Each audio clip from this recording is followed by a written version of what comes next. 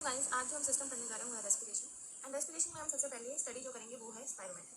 Spirometry में होता क्या है, स्पायरोमेट्री में वॉल्यूम्स होते हैं एंड कैपेसिटीज होते हैं। ठीक है, तो सबसे पहले आता है inspiratory reserve volume, inspiratory reserve volume, and then we have tidal volume, then we have expiratory reserve volume, और फिर हमारे पास आता है रेसिडुअल वॉल्यूम। ठीक है, अब क्या होता है कि इंस्पिरेटरी रिजर्व वॉल्यूम मतलब कितनी आपने इंस्पिरेशन के दौरान दी, फोर्स इंस्पिरेशन के दौरान 500 ml जो कि है टाइडल वॉल्यूम, 500 ml है टाइडल वॉल्यूम।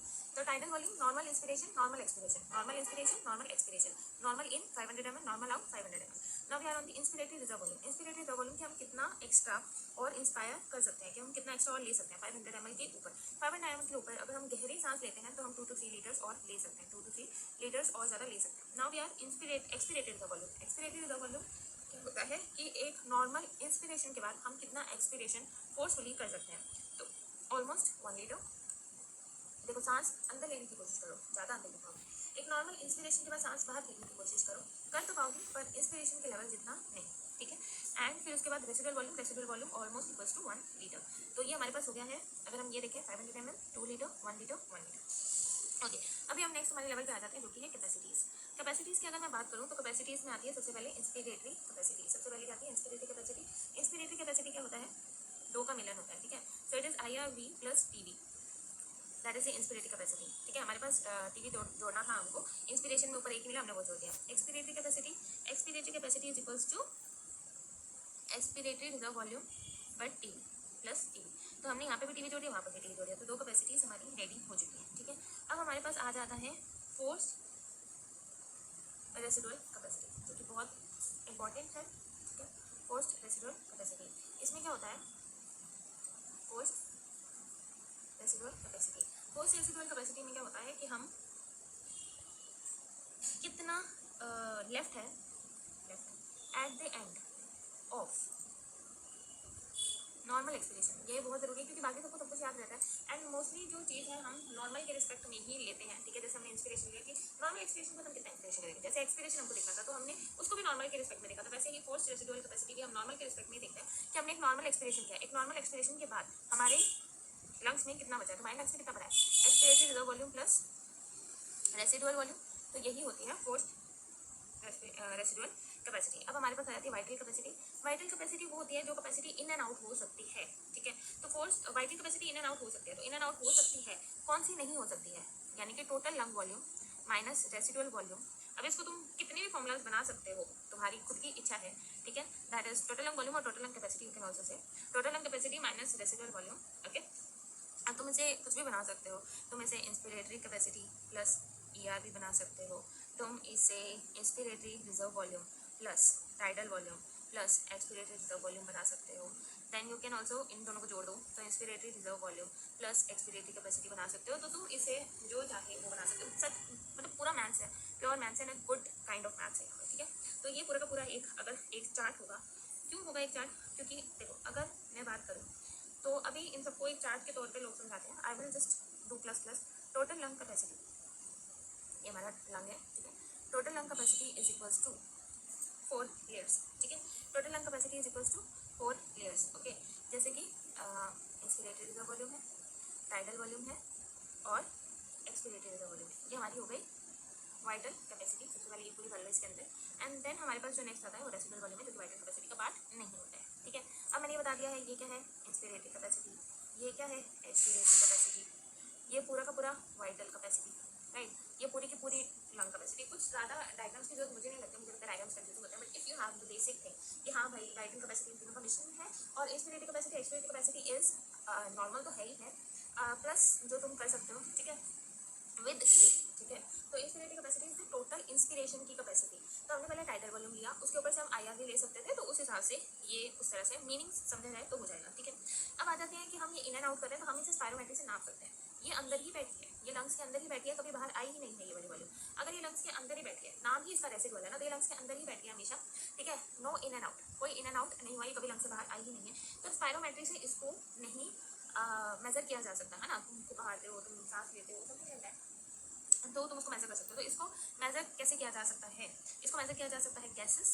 सबसे पहले हमारे दिमाग में जो गैस आती है वो है हीलियम, सेकंड जो हमारे दिमाग में गैस आती है वो है nitrogen, and the third one, and अगर वो आपको क्वेश्चन में मिल जाए तो वो तो फर्स्ट प्रायोरिटी है, दैट इज बॉडी, प्लाज्मोग्राफी। तो ये तो हमारा फर्स्ट ऑप्शन है ही है, बॉडी प्लाज्मोग्राफी ऑलरेडी DYQ है ऑलरेडी, आई गेस दिस ये क्वेश्चन इंपॉर्टेंट है, ठीक है। लेकिन अगर मैं helium dilution and nitrogen wash out, ये गैस बाहर नहीं आ रही तो हम अंदर दूसरी गैसेज भेज रहे हैं, क्या दूसरी गैसेज के नाम याद करने हैं, एयर बाहर नहीं आ रही कोई बात नहीं, हम दूसरी गैसेज की मदद लेंगे। लेकिन अगर इन सबसे ऊपर अगर कोई ऑप्शन है तो वो है बॉडी प्लाज्मोग्राफी, बिकॉज मैंने इसलिए क्वेश्चन ऑलरेडी देख लिया है, ठीक है। अब हम आ जाते हैं हमारे नेक्स्ट टॉपिक पे, which is FeV1 to FVC ratio, FeV1 upon FVC ratio, ठीक है। FVC अभी सबको पता चल चुका है कि हाँ रेसिडुअल वॉल्यूम नहीं है, बट ये वो गैस है जो इन एंड आउट, मतलब एयर है जो इन एंड आउट होगा, ठीक है। Now we are on FeV1, what is FeV1? If I have to say something कि जैसे ही हम एक्सपिरेशन करते हैं तो ऐसा होता है कि हमें एक्सपिरेशन करने हैं, फर्स्ट सेकंड में हमने इतना एक्सपिरेशन किया, सेकंड सेकंड में हमने इतना किया, थर्ड सेकंड में हमने इतना किया, and then so on. Respiration mostly 3 second का ही प्रोसेस है, ठीक है। तो ऑलमोस्ट 3 सेकंड है, तो उसके फर्स्ट सेकंड में हमने कितना एक्सपायर किया वो FeV1 होता है, जो कि इन तीनों के कंपैरिजन में सबसे मेजर पोर्शन होता है जब हम एक्सपिरेशन करते हैं तब। अब ये क्या होता है, अगर FeV1 कम हो रहा है, ओके, देन मान लो ये लंग है and this is the outlet of the lung, मतलब ये रास्ता है बाहर तक आने का, okay. This is our nose, ये नोज है टूटी, ठीक है, मतलब टूटी का ये वाला, this is the nose, okay. Now हम जो सोच रहे हैं वो ये है कि FeV1 कम हो रहा है बट FVC कम नहीं हो रहा है, so this thing is not getting reduced, residual volume अलग है, this thing is not getting reduced. फिर FeV1 कम क्यों हो रहा है, देयर इज समथिंग हियर, ठीक है। तो इससे FeV1 कम हो रहा है, तो समथिंग मे बी ऑब्स्ट्रक्टिव बोल सकते हैं ना, फोटो में ऑब्स्ट्रक्शन साफ दिख रहा है तो हम इसको ऑब्स्ट्रक्टिव बोलेंगे।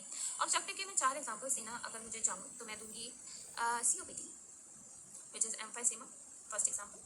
The second part of the COPD is bronchitis, okay, and उसके अलावा asthma, okay, and क्योंकि इसमें ब्रोंकोस्पाज्म हो जाता है, and the fourth one for the obstructive is bronchiectasis। अब इसमें तुम कहोगे कि बड़ा हो जाता है बट रास्ते की ही दिक्कत है, ठीक है, and it is a part of obstructive, it isn't a part of restrictive, okay। now अगर मुझे कोई ये बोलता है कि लो FeV1 to FVC रेशियो, तो लोग कहते हैं ये हम कंफ्यूज हो जाते हैं कि लो किसमें होगा और नॉर्मल किसमें होगा। तो just one thing to remember कि तुम FVC को नॉर्मल जानो और सोचो FeV1 कम हो रहा है, अरे भाई ये तो ऑब्जेक्टिव एग्जांपल है, ओके।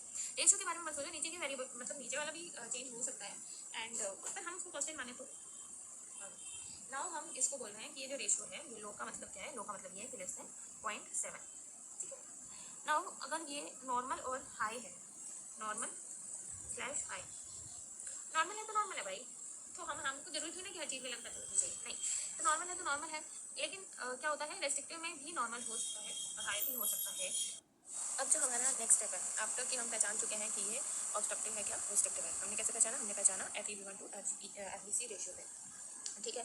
अब जो नेक्स्ट स्टेप है, नेक्स्ट स्टेप ये है कि इनके अंदर हम कैसे डिफ्रेंशिएट करेंगे कि कौन सी डिजीज है। तो इसको डिफ्रेंशिएट करने के लिए तो लाइक सबसे पहले रेस्ट्रिक्टिव में हम डल को करेंगे, डल को अगर डिक्रीज होता है ऑलवेज, डल को अगर डिक्रीज है तो वो पल्मोनरी पैथोलॉजी है, तो this is the star point, ठीक है। अब पल्मोनरी पैथोलॉजी है और रेस्ट्रिक्टिव है, restrictive with pulmonary pathology, interstitial lung disease, पहला pulmonary oedema, pulmonary fibrosis, anything,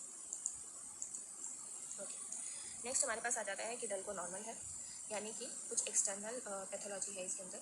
external pathology may be chest pathology, kyphosis, may be the muscle pathology, myasthenia gravis, and may be abdominal pathology which is obesity, जो lung को affect कर रहे हैं but वो lung की pathology नहीं है। उसी तरह से अगर हम ऑब्स्ट्रक्टिव के अंदर आते हैं, ऑब्स्ट्रक्टिव के अंदर first of all we have bronchodilator challenge, bronchodilator challenge में होता क्या है, ब्रोंकोडायलेटर चैलेंज में हम जो होता है वो FeV1 इंक्रीज हो रहा है कि नहीं हो रहा है, हमने एक ब्रोंकोडायलेटेशन दिया, ब्रोंकोडायलेटर किसका ट्रीटमेंट है, ब्रोंकोडायलेटर एस्थमा का ट्रीटमेंट है। तो अगर ब्रोंकोडायलेशन देने के बाद FeV1 इंक्रीज हो रहा है यानी कि इंप्रूवमेंट हो रहा है तो वो एस्थमा है, एस्थमा। एंड अगर डल को मतलब अब हम डल को करेंगे अगर, तो डल को में एस्थमा तो आएगा नहीं, तो डल को में हम मतलब COPD वाले जो दो है ना, that is the emphysema and जो है उसके बीच में डिफरेंशिएट कर लेंगे, ठीक है। अगर डल को डिक्रीज होता है तो लंग का पैथोलॉजी, लंग डिक्रीज हो रहा है तो लंग का पैथोलॉजी है, लंग का pathology obstructive type, okay. Emphysema में मतलब एल्वेलाई उन सब का दिक्कत आता है ना, मतलब वो नीचे वाले ब्रोंकियोल्स का, ऊपर वाला कौन है उसमें डल को नॉर्मल रहेगा। पाथ का पैथोलॉजी है विच इज ब्रोंकाइटिस और क्रोनिक ब्रोंकाइटिस, एनीथिंग, ठीक है, ये भी है मेरा चलो अब उसके बाद हम नेक्स्ट जो इसमें करते हैं ग्राफ्स, ठीक है। अभी हम जो कर रहे हैं वो है ग्राफ्स, हम क्या करेंगे, ग्राफ्स करेंगे, ओके। ग्राफ्स में क्या होता है, हमारे पास 3 टाइप्स ऑफ ग्राफ्स हैं, हमारे पास फर्स्ट टाइप ऑफ ग्राफ है ये, ठीक है, और सेकेंड टाइप ऑफ ग्राफ है ये, and third type of graph है ये हमारे ग्राफ्स हैं जो हमें दिख रहे हैं, ठीक है। अभी अगर हम पहला वाला ग्राफ देखें, अगर ये नॉर्मल है, ठीक है। दिस एक्सपीरेशन का ग्राफ है, मान लो कि इसमें ये है, ठीक है, 3 सेकंड का एक्सपीरेशन होता है मोस्टली। तो FEV1 के बारे में जो मैंने बताया था वो ये था कि FEV1 is in the first second. तो मान लो ये फर्स्ट सेकंड है, ये सेकंड सेकंड है और ये फाइनल है, ठीक है। अब जो फर्स्ट सेकंड में है वो इतना है, ये इतना है, ठीक है। सेकंड थर्ड सेकंड तक आ जाती है, ये इतना है, तो ऑलमोस्ट 83%, यानी कि ये एक नॉर्मल ग्राफ है, ठीक है। ये एक नॉर्मल ग्राफ है, पूरा डाउन तक जा रहा है, ठीक है। पूरा जो वॉल्यूम है, जितना वॉल्यूम होना चाहिए उतना वॉल्यूम ये ग्राफ दिखा रहा है, ठीक है।